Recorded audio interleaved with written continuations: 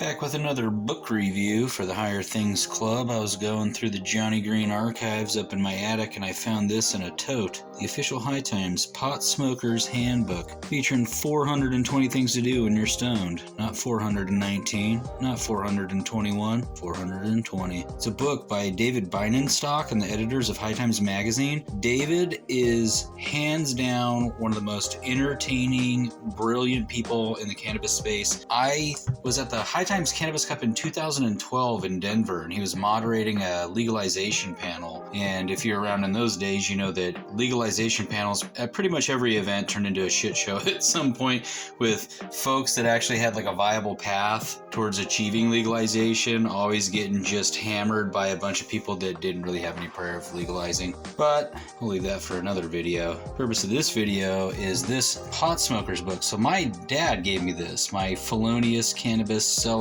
in the past dad got me this as like a family bonding kind of a thing. I was so stoked when he gave it to me. It's kind of funny, when I got this, you could see in the inside here, it was published back in 2008. I think I got it in 2009. I had no clue that I would later go on not just to meet the author, but also to become a High Times Freedom Fighter of the Month, May 2017, which as far as I know was the last printed edition before they sold out to a bunch of corporate folks that, what to say, made the High Times brand a little less awesome. But when this book came out, super awesome. Author, super awesome. Let's flip through to the table of contents. You have all these topics, all this stuff, from skills to culture, stuff about international cannabis. Where does marijuana come from? Got a whole bunch of pictures of weed. So it's like part just general cannabis history book, part High Times history. As you can see here, tons of covers from a simpler time in cannabis. It gives you tips for dealing with your dealer.